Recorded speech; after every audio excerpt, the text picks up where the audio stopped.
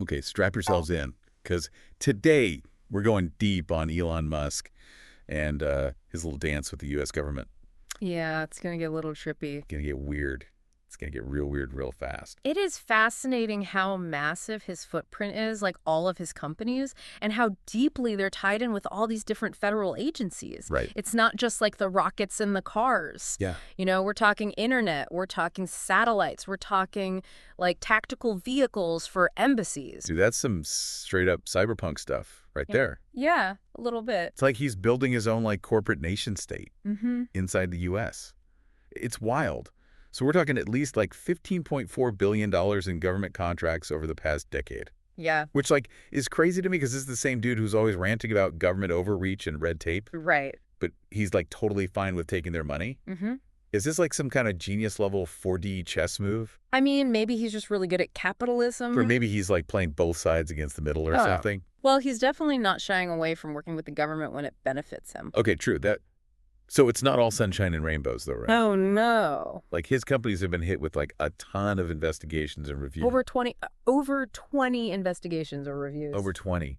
For things like safety concerns with the self-driving Teslas, environmental damage from the SpaceX launches, Mm-hmm. like the whole gamut. So is all this drama what's fueling his like obsession with reshaping the government? I mean, it's possible, right? All this friction. Remember where he was like buddies with Trump Yeah. and he was pushing that whole government efficiency commission idea? Oh, yeah. And Trump was like, yeah, Elon, you can totally lead that. You can be the efficiency czar. It's like he wants to like regulate his own regulators. It's a fascinating idea. Right. Like throughout history, there's been all these different commissions and stuff to try to make the government work better. Yeah. But like whether they actually work or not is kind of debatable. Well, yeah, I mean, Congress ultimately has to like implement whatever they come up with, right? Exactly. And they don't always do that. So even if Musk doesn't get like direct control, he could still like totally influence things behind the scenes. Absolutely. Especially with someone like Trump who's so receptive to his ideas. It's like Inception Man planting ideas into the minds of the powerful. Mm. That's some deep stuff. And then you have experts like Kathleen Clark who are worried that he'd just bring all his own biases and baggage to the table. Oh, yeah, for sure. Like, what if he just uses this power to go after agencies that have been like critical of his companies? That's a legitimate concern. Dude, that's scary.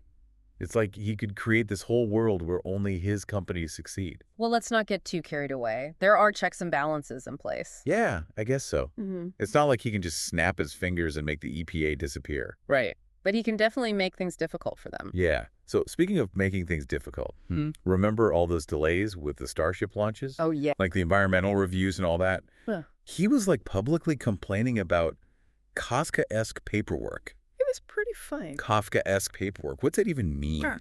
I think he was just frustrated with the bureaucracy. Well, yeah, but like, dude, you can't just ignore safety regulations. Well, that's what got him in trouble with the FAA. Mm. They fined SpaceX like $500,000 for that. For real?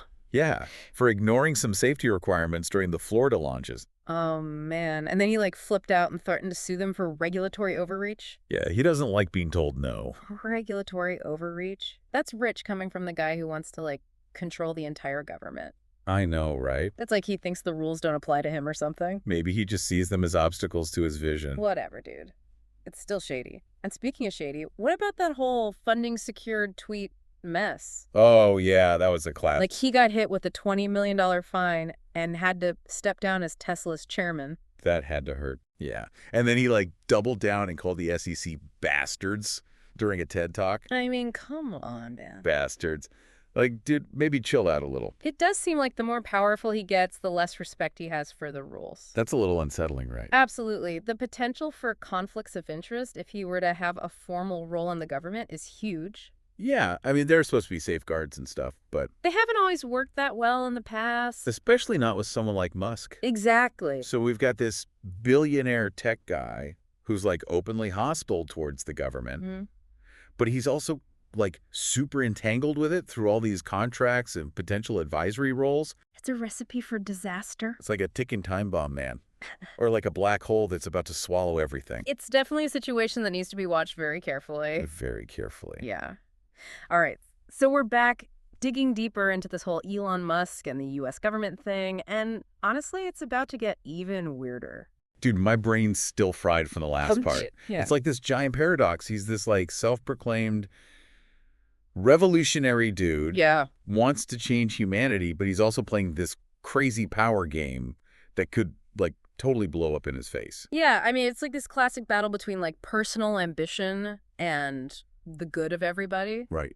Musk's vision is often really cool, but his methods are like, Unconventional. yeah, unconventional is a nice way of putting it. Dude, this guy is a walking, talking conflict of interest. Mm. It's like he's trying to hack the system from the inside out, Mm-hmm. rewrite the code to benefit his own empire. And the irony is that Musk, this champion of disruption, Yeah. is basically proposing a top-down approach to reform with that Government Efficiency Commission. Dude, it's like he wants to be the ultimate CEO of America. Right. Streamlining the government like it's some giant dysfunctional corporation. Mm-hmm. But like, what happens to democracy in that scenario? Well, that's a good question, right? It does raise questions about like the concentration of power and the influence of wealth in a democracy. Yeah, okay, so maybe he's not going full supervillain just yet. Mm-hmm. But like, his fingerprints are all over the government space program. Oh, what? It's mind-blowing. SpaceX launches NASA contracts. Mm-hmm. It's like watching a sci-fi movie, except with more Twitter rants and less alien contact. SpaceX has done amazing things in space. Oh, yeah, for sure. But you have to acknowledge that a lot of their success is because of their close relationship with the government.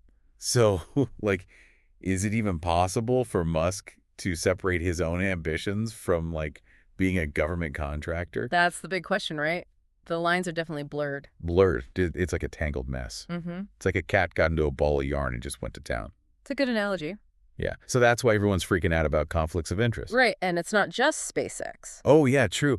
Remember all those investigations into Tesla's safety features? Oh, yeah. Those self-driving car crashes?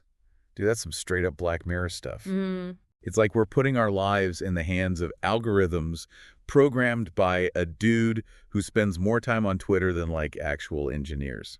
Well, the investigations are still going on, so we have to see what happens. Yeah. But you're right about the ethics of AI and needing more accountability. Accountability. Dude, that's a word you don't hear much in Silicon Valley. Not really. It's all about disruption, move fast, break things, and then maybe apologize on Twitter later. It's a culture with good and bad sides. Yeah, true. Uh, But when it comes to public safety, accountability got to be, like, priority number one. absolutely. Okay, so let's say, hypothetically, Musk somehow becomes this government efficiency guru. Oh, okay. What's his plan? Fire all the bureaucrats, replace them with robots, I mean, who knows? mandatory SpaceX uniform policy for all government employees.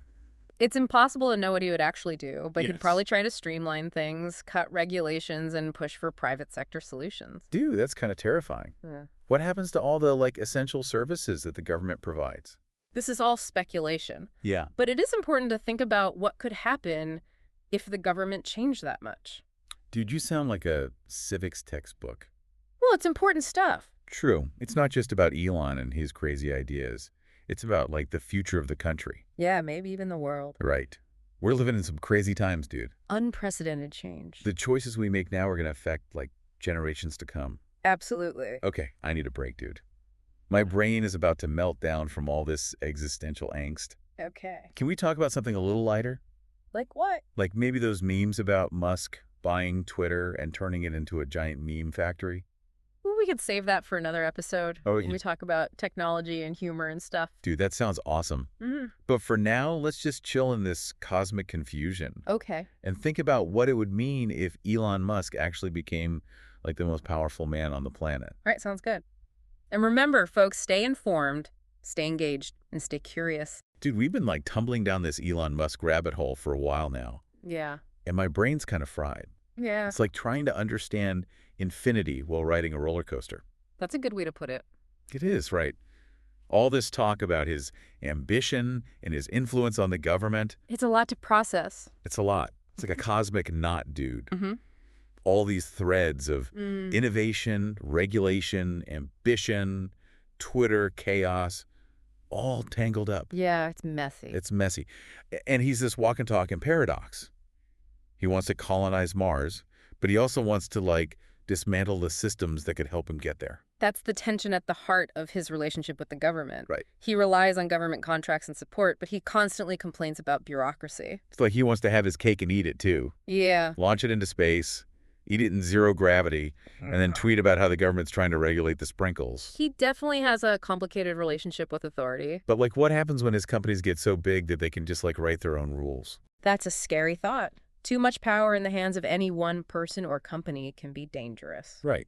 It doesn't matter how good their intentions are. Exactly. Dude, you're totally crushing my dreams here.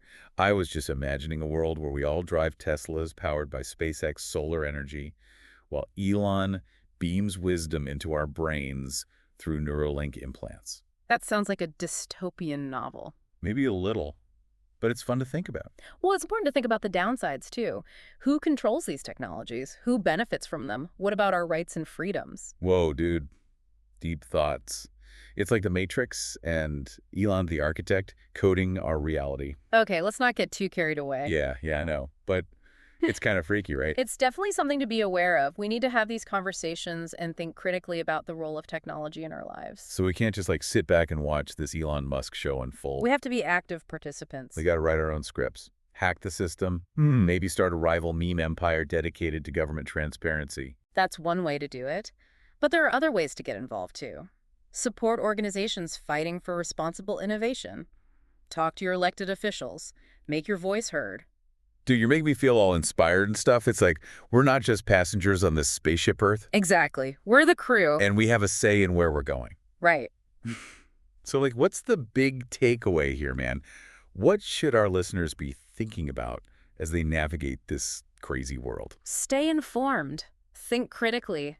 Don't underestimate the power of individual action. The future is not set in stone.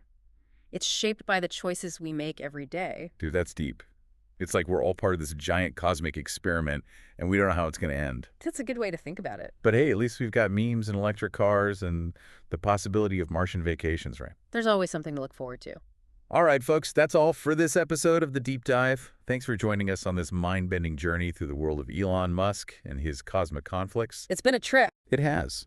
We hope you enjoyed the ride, and we'll catch you next time for another adventure in knowledge and discovery. See you then. Remember, stay curious, stay informed, and most importantly, stay engaged. The future is in our hands. Peace out.